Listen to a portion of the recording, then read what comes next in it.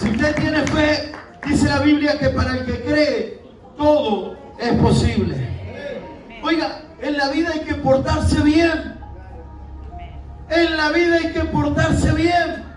Yo entré por esa puerta, venía llegando donde me traían los hermanos y aquí me encuentro a la pastora Virginia. Dios mío, hace como 9 años la vi allá por José Cepaz, a donde nosotros estamos en Buenos Aires.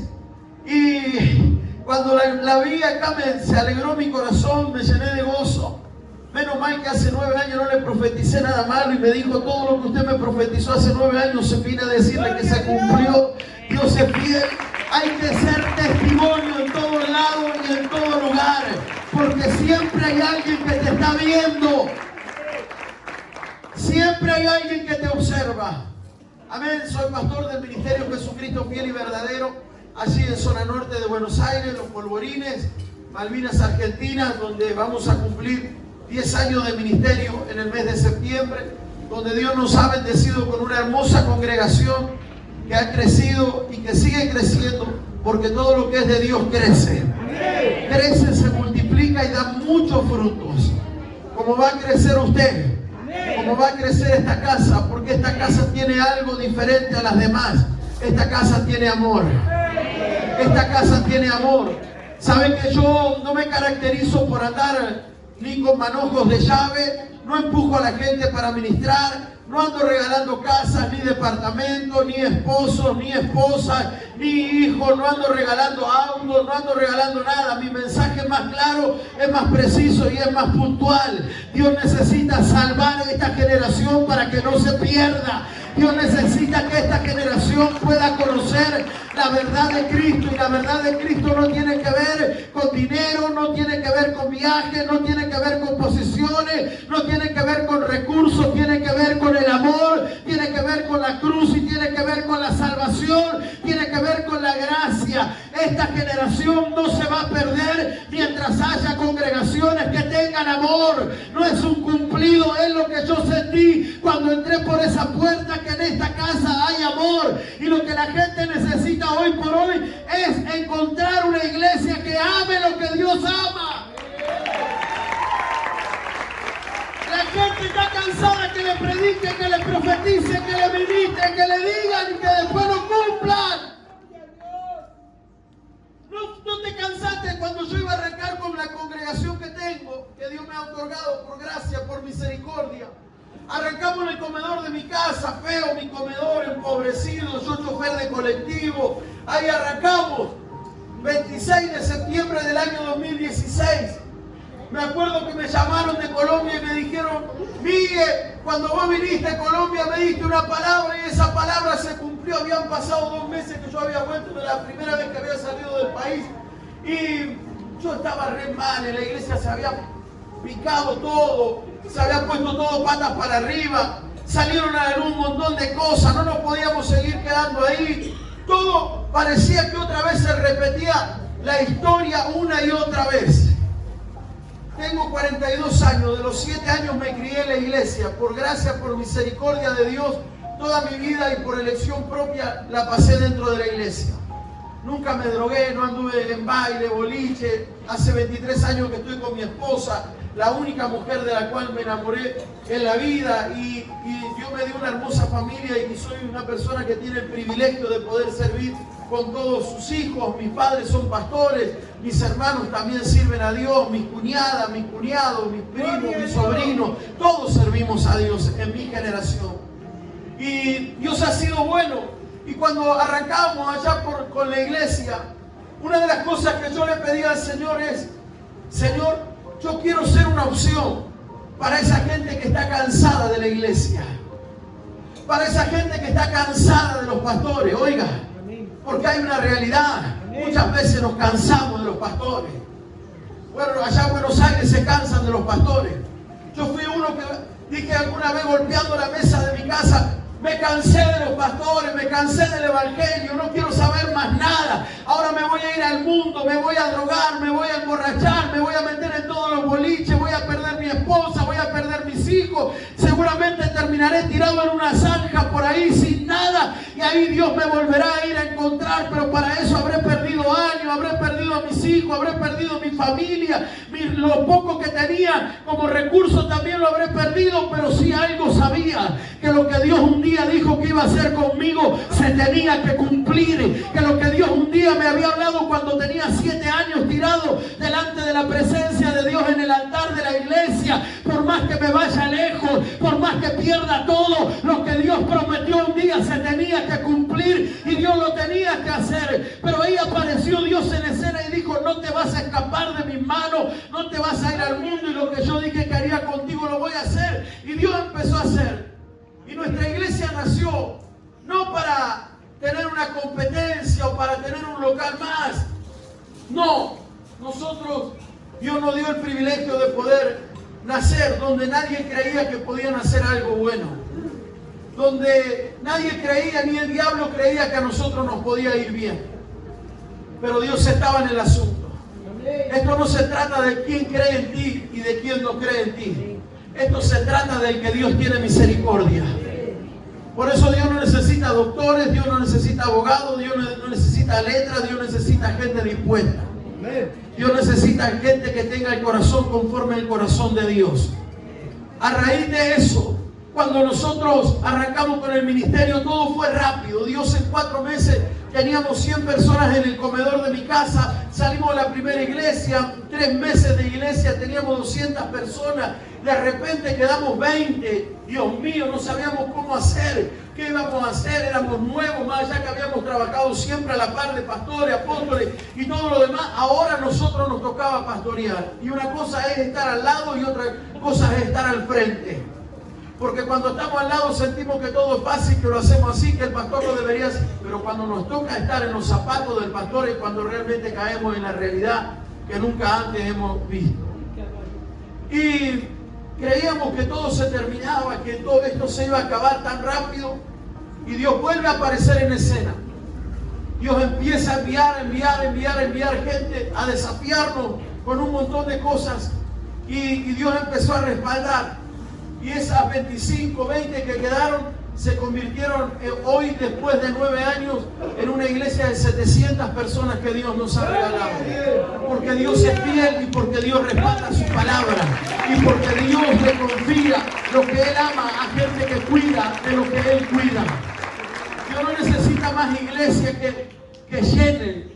Dios necesita iglesia donde se cuide de las almas que Él envía. Después todo lo demás va a fluir y todo lo demás Dios lo va a hacer. Quiero compartirte una palabra de parte de Dios en esta mañana. Es raro para mí estar un domingo 10 de la mañana. Los domingos nosotros apagamos las alarmas y hasta que Cristo no viene no hay movimiento en casa. Pero Dios hoy lo permitió que sea así y sé que Dios nos va a hablar. Hay un llamado que Dios tiene con tu vida. Hay un llamado que Dios tiene con cada uno de nosotros. Hay un llamado que Dios ha hecho.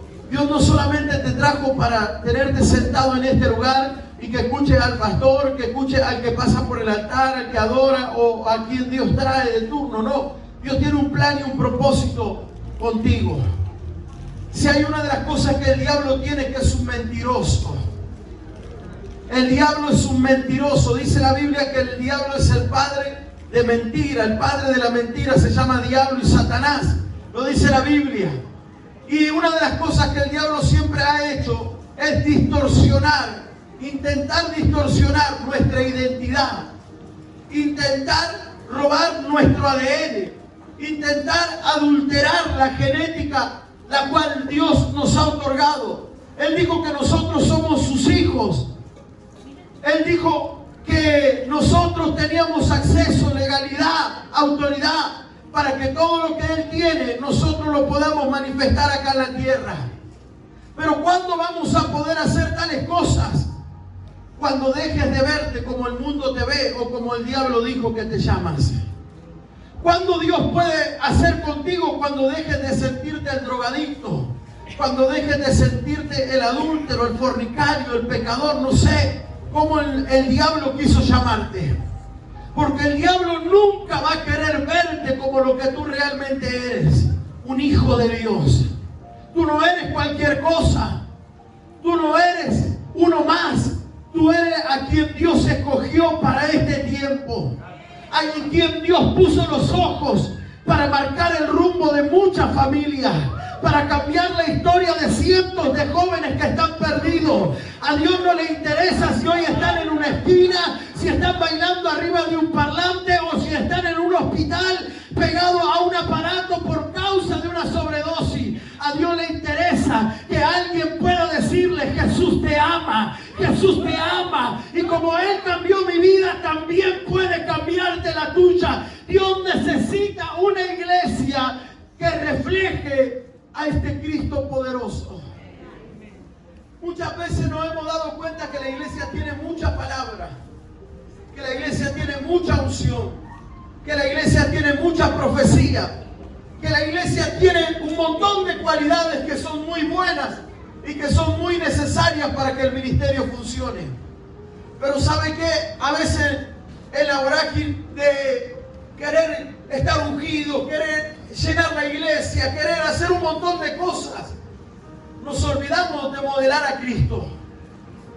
Oiga, tú estás reflejando a alguien acá en la tierra. La Biblia dice que nosotros somos una carta leída. Hace algunos días atrás estaba en un congreso y un evangelista dijo de arriba del altar: el mundo no lee Biblia, el mundo lee cristianos. Oiga, quizás usted no se dio cuenta, pero hay gente que te está observando. Hay gente que te está mirando. Y ahora la pregunta sería: ¿qué es lo que ellos están viendo en ti? No porque ahora voy a la iglesia y soy cristiano, evangélico, apostólico y toda la historia. Que soy pentecostal, que soy bautista renovado, que soy apostólico, que soy profético, que soy metodista. ¿Cuántas cosas hoy hay? ¿Y a dónde queda Cristo en todo esto? La religión nos ha mostrado algo que ha dañado a la iglesia, ha dañado a nuestros hijos y ha dañado a los que están ahí afuera. ¿Qué fue lo que nos mostró la religión? Apariencia. Apariencia. ¿Cómo conocían a los cristianos hace 10 años, 15 años? Por la ropa. Pollera larga hasta los pies, traje, corbata, Biblia bajo el brazo, sobaquera. Y decía: ese evangélico, ese evangélico, ese evangélico. Así los conocían. Chicos de 13, 14 años, 12 años, 10 años, trajeado de corbata y todo. Yo estuve ahí, yo la viví, yo también andaba así. Pero cuando volvían a su casa, pastores, ministros, diáconos, obreros, colaboradores, el título que tenían mucha palabra, tenían mucha letra, pero no tenían amor. Porque ellos hablaban de un Dios que no conocían, ellos hablaban de un Dios que alguien les había hablado un día. Y esta generación no necesita que le hablemos de este Dios que tanto escucharon hablar, necesita que le mostremos al Dios del cual hablamos. Y si usted no puede modelar a Cristo con su familia, menos lo podrá hacer en el mundo y mucho menos con la congregación. Eso dolió. Eso dolió. Yo sé que esas cosas duelen. Por eso a muchos no les gusta mi mensaje. Y por ahí algunos ni siquiera me vuelven a invitar. A mí no me interesa. Yo no ando buscando agradar a nadie. Ni necesito que alguien me ande abriendo, pateando puertas. Yo no hago eso. Yo no hago eso en absoluto. Nunca lo hice, ni lo haré ahora, mucho menos ahora. Cuando nosotros entendemos que la religión, en vez de acercarnos a Cristo, nos alejó de Cristo. Ayer estaba en un lugar y me puse a hablar con un muchacho. Y le digo: no, yo soy pastor. Yo andaba vestido todo con un equipo de gimnasia, así. Y el pibe me dice: ¿vos sos pastor? Sí, yo soy pastor. ¿Cómo que sos pastor? Sí, yo soy pastor, tengo una iglesia. Bueno, le cuento un poco. Me dice: toda mi familia se congrega, pero yo estoy apartado. ¿Para qué? Ahí ya nos acomodamos y nos pusimos a charlar. Mi esposa salió del local, se fue y ya sabía que ahí me iba a quedar un rato hablando con él. Y empezamos a charlar y me dice: no, ¿sabes qué, pastor? Yo te voy a decir algo. Dice: yo me cansé del chamullo de los pastores. Me cansé. Yo vi todas las cosas que le hicieron a mi familia. Yo vi todas las cosas que le hicieron a mis padres. lo mal que le pagaron en la iglesia. Ellos dieron todo lo que tenía, pero la iglesia les pagó re mal. Lo que estos que decían ser hermanos hablaron re mal de toda mi familia. Y yo le digo, eso no es Dios. Dios nada tiene que ver con eso. Cristo nada tiene que ver con eso. Dios es amor y Dios es todo lo contrario a lo que vos viste un día. Le digo, dale una oportunidad a Dios. Permitite en este tiempo conocer un evangelio diferente. Un evangelio que no compite, que no divide. Un evangelio que restaura, que sana, que levanta, que comparte. Un evangelio que no es para algunos, sino es para todos. Un evangelio que no hace acepción de personas, no es cuánto tú tienes, no es en lo que vienes ni a dónde tú vas. Que solamente Dios nos está esperando con los brazos abiertos una y otra vez. Y el chico estaba del otro lado del mostrador atendiendo su negocio y de repente cayó una gloria de Dios ahí y el chico se pone a llorar.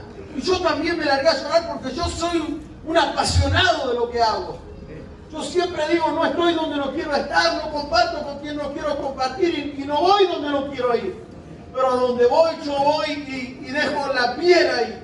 Como sea, dejo todo lo que tengo, lo dejo ahí.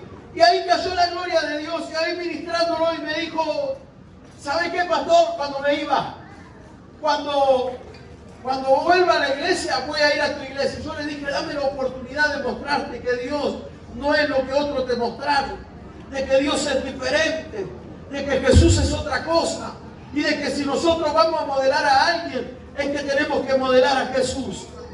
Hay un llamado que Dios está haciendo a esta generación. Dice Romanos que la tierra se está gimiendo. ¿Por qué? Por la manifestación de nosotros los hijos. La tierra está gritando, está pegando alaridos. Todo el dolor que usted siente ahí afuera, ¿sabe qué? Es el clamor de una sangre inocente que dice a la iglesia, iglesia, manifiéstate, iglesia, manifiéstate. El tema es que nos manifestamos en todos lados, menos en lo que nos tenemos que manifestar. El tema es que nos manifestamos en cualquier lugar, menos de la manera que nos tenemos que manifestar. Porque ¿cómo espera esta generación? ¿Y cómo gime esta generación? Por la manifestación de los hijos. ¿De qué manera? Ellos piden que se los perdone, que se los acepte, que se los ame y que se los restaure. Pero la iglesia se ha vuelto muy cruel en muchos momentos y en muchas etapas. Mandamos a la gente derecho para el infierno. Mandamos a la gente derechito para el infierno. Ese no va a cambiar, ese está de pasada por la iglesia. Ahora se metió a la iglesia, se hace el evangélico, se hace el religioso, sin saber lo que el Señor está haciendo en él. Y sin darse cuenta que realmente está buscando un cambio genuino en su vida. Esta generación va a ser diferente. 2 o 3. Esta generación va a ser diferente. Esta generación va a poder modelar y va a poder reflejar lo que Cristo nos dejó en su palabra. Porque nosotros somos lo que Él vio en nuestras vidas. Nosotros somos lo que Él depositó en nuestras vidas y nosotros somos lo que Él dijo que somos. Escuche, Pedro era una persona que todos conocemos, temperamental. Pedro es la persona a la cual entregó a Jesús. Es la persona que lo negó. Dice la Biblia que luego que Jesús fue entregado, Pedro estaba ahí dando vueltas en el patio y vio que había algunos que hicieron un fueguito y estaban calentándose un poquito y Pedro se arrimó y una joven se acerca y le dice, tú andabas con el Galileo, tú andabas con ese que dice ser. Y Pedro dice, no, yo no tengo nada que ver. Y se va. Viene otro y le dice, sí, yo te vi, vos andabas con él, tú eres, no, yo no tengo nada que ver. La tercera vez el que viene le dice, tú hablas como ellos, tú te vistes como ellos, tú andabas con ellos. Y Pedro vuelve a decir por tercera vez, antes que el gallo cante, no, yo no tengo nada que ver. ¿Te diste cuenta que la apariencia nada tiene que ver con lo genuino y con lo verdadero? Porque hay gente que solamente parece. Dios no necesita gente que parezca. Dios necesita gente que sea.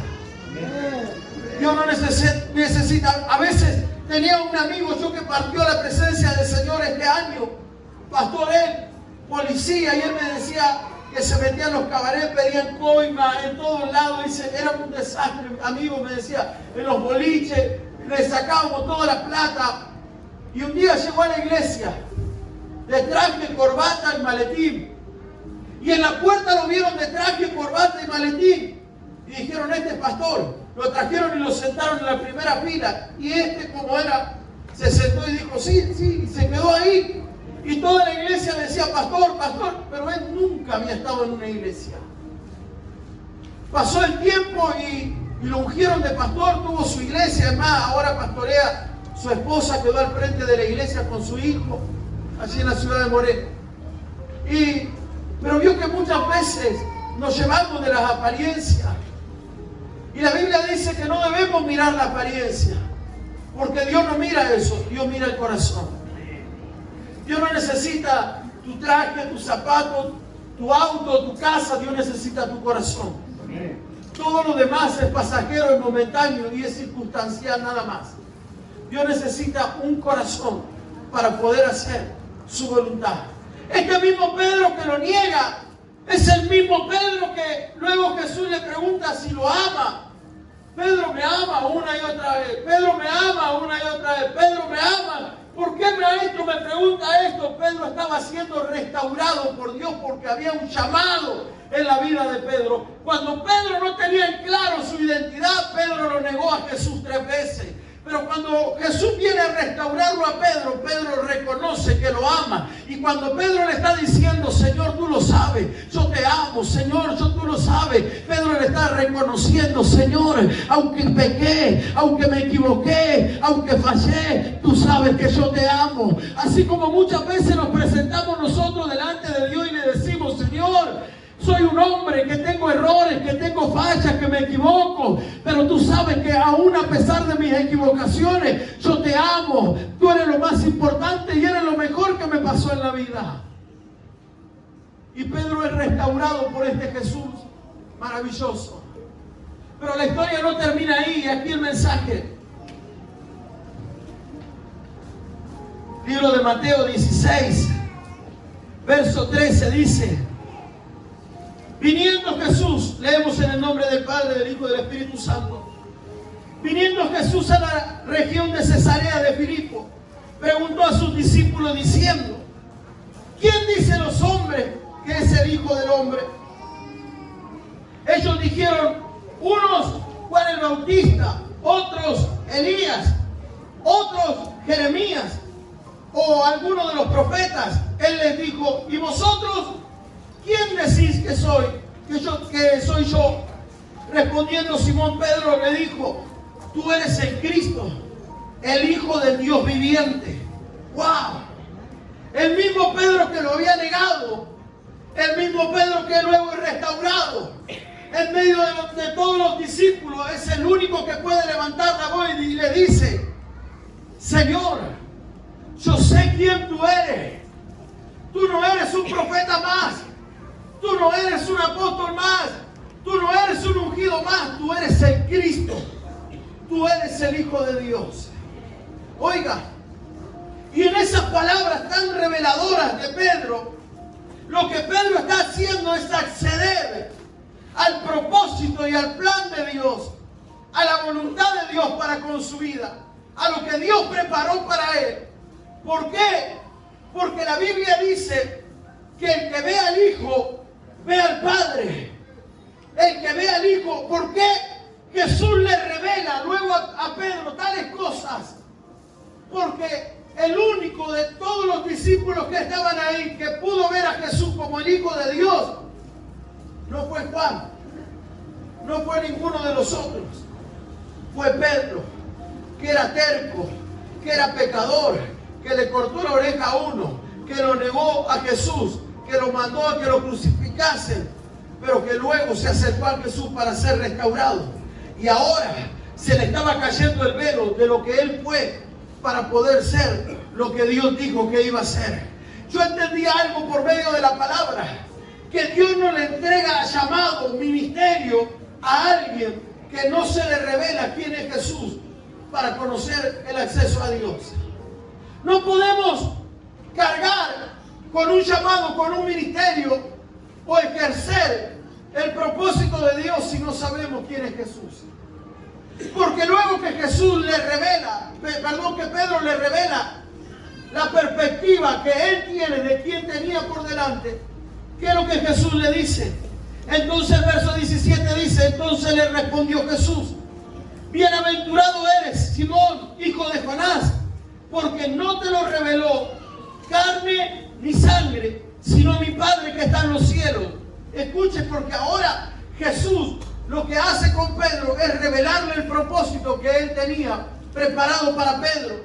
Y yo también te digo en el verso 18, que tú eres Pedro, y sobre esta roca edificaré mi iglesia, y las puertas del Hades no prevalecerán contra ella. Y a ti te daré las llaves del reino de los cielos. Y todo lo que atares en la tierra será atado en los cielos. Y todo lo que desatares en la tierra será desatado en los cielos. Alguien tendría que alabar a Dios en este lugar. Alguien tendría que alabar a Dios en este lugar. Porque los días están marcados para que la revelación venga a tu vida. Vas a dejar de estar sentado. Vas a dejar de estar quieto. Porque cuando a ti se te revela quién es este Jesús, que fue a la cruz solamente por amor, para ocupar tu lugar, para ocupar mi lugar, para morir, para traer salvación, para traer restauración, para permitirnos tener acceso, para poder permitirnos entrar al lugar santo y al lugar santísimo, para que ya no dependamos de un hombre ni de una mujer, sino de Él. Entonces yo entiendo que el puente, el nexo, para que yo pueda llegar a Dios y así cumplir el plan, el propósito, el camino es uno solo, es Jesús. No hay dos caminos, no hay atajo, no tienes que recortar en la vida. Nadie puede decirte que digas más o digas menos. Es cuando Él quiere, en la hora que Él quiere y el día que Él quiere, como Él quiere y con quien Él quiere. Porque quizás muchos pensaron que iba a ser con Juan, pero a Juan no se le reveló por el momento quién era. A quien se le reveló era ese que para muchos no calificaba, que para muchos no tenía que estar sentado a la par de Jesús, porque lo había entregado, porque lo había negado, porque había hecho cuantas cosas. Y cuánta gente no creyó en usted, no creyó en mí, no cree en nosotros, pero hay uno que sigue creciendo en nosotros y que sabe que aunque fallamos, nos equivocamos y que a veces tropezamos, amamos a este Jesús que murió en la cruz del Calvario. Amamos a este Jesús al cual servimos. Ahora que a Pedro se le revela, oiga, esto es revelación. Esto no es por lo que tú sabes, no es por lo que tú aprendiste o por lo que a ti te enseñaron.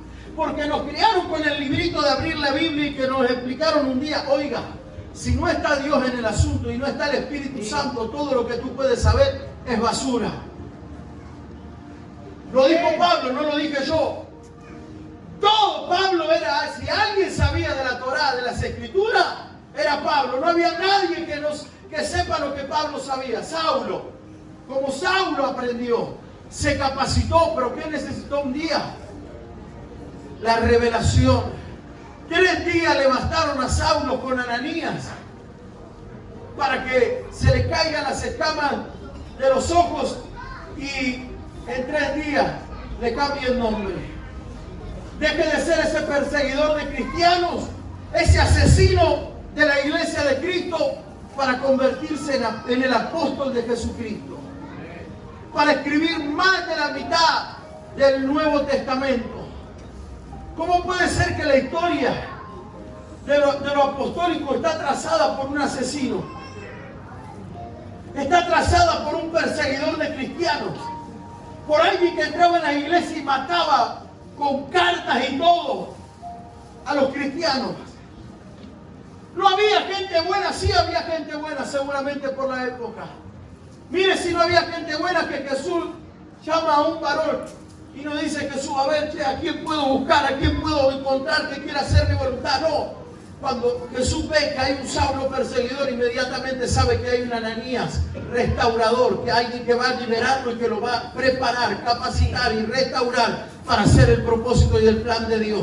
Y a Ananías no lo llama siervo, no lo llama ministro, no lo llama hijo, sino lo llama por su nombre. Porque al que él conoce, él lo llama por su nombre. El diablo te llama por tu pecado, el diablo te llama por tu pasado, el diablo te llama por tu procedencia. Pero a Cristo no le importa de dónde tú vienes, a Cristo le importa para dónde tú vas. A Dios no le interesa lo que tú hiciste, a Dios le interesa lo que tú vas a hacer después de esta mañana. Por eso si hay algo que nosotros debemos hacer como pastores, apóstoles, profetas, maestros, evangelistas, lo que fuere, o solamente un hijo o siervo de Dios inútil, nada más, es mostrar a Cristo. Porque la iglesia se va a olvidar lo que se predicó hoy, puede olvidarse. La iglesia se va a olvidar los mensajes. Yo siempre le digo a mi congregación, la gente que viene de afuera, no le pregunte qué es lo que se predicó, porque no van a saber, no van a entender nada. Porque es la primera vez que vienen a una iglesia y escuchan gritar un loco nada más ahí un rato arriba del altar y que a veces habla raro. Habla en una lengua que no se entiende, no sé qué dijo, no entiende nada. Pero lo que no se van a olvidar es del amor que le dimos cuando entraron por esa puerta. Escuche, Obed-edom, que metió el arca de la presencia de Dios en su casa, ¿sabe qué era Obed-edom? Un portero. Era el portero de la iglesia. Era el portero de la iglesia. ¿Y qué tiene el portero? ¿Qué tiene? Te das cuenta que en el reino no hay casualidades. Porque el que tiene la llave abre, pero el que tiene la llave también cierra y nadie abre.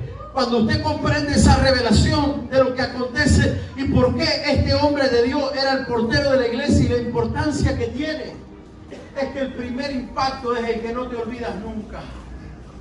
Cuando vos entras a una iglesia y vos entras y dices, che, alguien me puede decir qué hago acá, la primera vez que llego a la iglesia, nadie, me pasa a mí como pastor ir a muchas iglesias donde voy y no hay nadie, y no hay una crítica, sino es algo que sucede. Vas a la iglesia donde nadie ni siquiera te dice, hola, che, perro, que viniste por primera vez, vos gordo, que tenés la cara. Oh, no hay nadie que te diga eso. Oiga, no te dice nada, pero hay iglesias. ¡Oh, qué bueno que viniste! Un gusto conocerte, pastor, Miguel, como sea. Wow, a esos lugares te da ganas de volver. A esos lugares te da ganas de volver. Porque no sé qué es lo que predicó, pero yo me sentí bien en ese lugar. No sé qué es lo que hablaron, pero yo me sentí bien en ese lugar. Siempre le digo a mi iglesia, a los hijos de la casa, le digo, acá si no tenemos que poner a hacer malabares para que la gente sienta a Dios, lo vamos a hacer. Si acá para el religioso de locura, lo siento mucho, pero yo no puedo permitir que alguien se vuelva a su casa sin sentir el toque de Dios. Yo siempre predico y digo, Señor, tocarlos, no interesa si se acuerda mi nombre, si se olvida, si sabe de mí o no sabe, pero sí sé que quizás sale enojado de la iglesia, se va enojado, pero cuando esté mal, no se va a olvidar que cuando lo oraron acá, sentí que me sacaron una mochila de la espalda y sentí paz en mi corazón. Sentí gozo y sentí alegría. Siempre que predico afuera en la calle, digo, capaz que no te quieren escuchar, pero cuando te necesiten, se van a acordar de que tú eres una opción para una salida de ellos. Por eso hay gente que no nos quiere a nosotros los pastores, pero nosotros somos una necesidad para esta generación. Tú eres una necesidad para esta generación. ¿Qué va a pasar en esta mañana? Vas a conocer a este Jesús. Vamos a conocer a este Jesús. Vamos a seguir conociéndolo a este Jesús. ¿Y cómo reflejamos a Jesús? Por medio de ese abrazo. Yo siempre predico y digo que hay abrazos que ministran más que 1000 profetas. Por eso me gozaba cuando el pastor decía, hay abrazos que... Porque a veces no necesitas que te oren, si ya te profetizaron un montón de veces. Ya te dijeron un montón de veces todo lo que Dios va a hacer. Hay veces que vos venías a la iglesia solamente buscando un abrazo. Nada más. Ya conocés la palabra, ya hiciste la oración de fe, ya te bautizaste. Ya tu nombre está escrito en el libro de la vida. Sos pastor, sos ministro. ¿Y quién dice que no podés necesitar un abrazo? ¿Quién dice que no puede necesitar que alguien te diga, estoy orando por vos? Hoy me desperté en la madrugada y me doblé mis rodillas para orar por vos. No sé si está bien o está mal, pero yo estuve orando por vos. Y sin saberlo. Y no necesitas tener un título, no necesitas ser pastor o tener un manto sobre tu espalda para hacer tales cosas. Porque las obras que yo le veo hacer al Padre, oiga, las obras que los hijos ven hacer al Padre son las obras que los hijos hacen. Porque dice la Biblia que nada de lo que los hijos no vean hacer al Padre, ellos no van a hacer. Pero todo lo que ellos vean hacer al Padre, ellos lo van a hacer. Hoy es el día donde este Jesús, del cual hemos hablado, servimos tantas veces, Él quiere darse a conocer. Porque Él quiere que cumplas el propósito y el plan para el cual Él te llamó, para el cual Él te predestinó, para el cual la asignación que Él te dio. Miren, si usted va a esperar algo que yo haga, lo siento mucho, yo no voy a hacer nada. El único que lo puede hacer es Él. No es el hombre, es Dios. Siempre es Dios. Y siempre será Él. Cuando nosotros podemos comprender eso, usted no va a venir acá esperando que yo le ponga la mano en la cabeza o que yo le diga, así te dice el Señor. No, usted va a venir acá porque usted sabe que Dios te trajo en esta mañana y que Él algo quiere hacer contigo. Si hay una palabra, gloria a Dios. Pero la profecía mayor ya fue soltada. Dios dice, necesito que recuperes tu identidad. Necesito que sepas que tú eres mi hijo. Necesito que en estos días se te revele quién soy yo para ti, para poder cumplir contigo lo que un día te prometí. Todos fuimos llamados. Algunos para estar en la puerta, otros para estar en la calle, otros para una plaza, otros para una estación, otros para un altar, otros para adorar, uno para evangelizar, y cada uno tenemos una función dentro del cuerpo. Algunos para estar en el baño, ¿por qué no? Si también es servicio, ¿o no? Quien ama servir, sirve en cualquier lado. Si usted quiere servir con esto, usted no quiere servir, usted quiere fama. Me parece que no voy a volver más. El que quiere servir, sirve, y el que quiere crecer, crece. Porque por más que te pongan debajo de la mesa, ahí seguirás iluminando y seguirás irradiando lo que tú eres. Por eso, estos son los días donde esta casa va a crecer, donde esta casa va a ver todo lo que Dios le prometió. Porque Dios está levantando un ejército en este lugar. Dios está formando líderes, Dios está formando ministros, Dios está formando pastores, Dios está formando evangelistas, Dios está formando profetas. Y Dios lo está haciendo, porque lo siento en mi espíritu y porque sé que hay un gran avivamiento que va a pasar en Tandil, no solamente en esta congregación, sino en todas las iglesias de Tandil donde se lo entrone a Dios. Algo poderoso Dios va a hacer en los próximos meses de este año. Las iglesias se llenarán de almas y se llenarán de familia, porque el avivamiento se manifiesta donde no hay competencia, donde hay una iglesia sana que sabe que toda la gloria y la honra es para Dios, que no buscamos una denominación o un ministerio, solamente que la gente pueda ver en nosotros este Dios al cual servimos.